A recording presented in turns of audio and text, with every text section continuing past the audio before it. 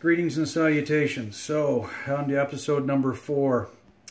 We're going to talk about solar panels or photoelectric cells.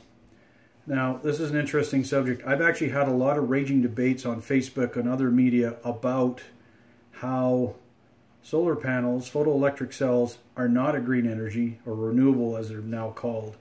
They're actually another shade of brown. So, what you need to know about photoelectric cells.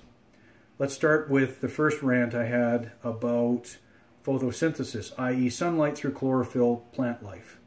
Photoelectric, sunlight into electricity through solar panels, basically. So they're made out of high-grade silicon. Most people think, oh, you can make it out of sand. Not really. High-grade silicon usually comes from quartz. There's not a lot of quartz mines in Canada. So when you look at the cheap photoelectric cells, solar panels, they're coming out of China. So they come out of quartz mines. So you think about, you have to mine the quartz, which takes a lot of energy, usually mining equipment, electricity for crushers. When you do any type of mine, you end up having waste streams. Now, a lot of it is it's not in our backyard, it's over in China, where it's cheaper to make. But it still has to be mined, energy has to put into it. There's waste streams. So once you get the quartz, to convert it into the high-grade silicon, you need an arc furnace. So I'll let you think about that. You can go online and look up arc furnace. Lots of energy, huge energy intensive. So you've got to put all this energy into it to actually make the silicon that goes into the photoelectric cells. There's also machining and stuff and everything else to lay this stuff out. Again, I'm not going to bore you with the details. You can go online and look this stuff up. This also, before it appears in Canadian Tire, where you can stick it on top of your RV and get some electricity out of it, usually comes in the plastic housing, which is made out of plastic, which comes from petrochemicals, i.e. oil. So we've already put a lot of energy and resources into making that solar panel. It's not really that green now, is it? The other side of it is each generation gets definitely more efficient. However, right now, the maximum efficiency that we'll say scientists and researchers have got out of one of these solar panels is only about 45% efficient. The ones that you get right now at Canadian Tire or in general, the ones you can put on the roof and everything else, they're only about 25% efficient. They really aren't that efficient.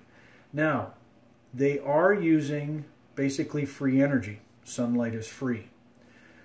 However, when you're paying a premium for the electricity that comes out of it, knowing how much energy goes into it, when people tout this is a green energy, that's when I shake my head. When you look at the total energy envelope, they're not. Are they effective? Yes, they are. Which leads me on to a bit of another rant. When people get online and rage on these things, oh, we got to get rid of petrochemicals and stuff like that. There's a difference between well-informed and passionate and being obtusely fanatical. So when I look at my designs, I want the best design possible. People come with feedback in my job. I don't take it personally. I want the best design out there. But if somebody sits there and goes, I don't like it. Why? Because I don't like it, I immediately tune out. The reason for that is, what's your basis of not liking it? Give me the math. Give me some opinions. Give me some experience. So when somebody comes and says, we got to do away with fuels and go to solar panels, I roll my eyes going, so what's your basis? Oh, it's cheap energy. It's a green energy. We're just using sunlight. Until you know the total energy envelope. Now you go, maybe it really isn't a green energy. Maybe it isn't that efficient. Is it still effective? Yes, in certain conditions it is. Small amounts of electricity from sunlight in remote areas, perfectly acceptable. But when people talking about phasing out oil, and they're overlooking the fact that the housing holding the cell is made out of plastic, one, I roll my eyes and go, wait a minute, do you even know this? And the other one is the amount of energy. Now that you understand the amount of energy that goes into a photoelectric cell, you understand why, on my previous rant about the only green energy is photosynthesis through plant life, now you understand.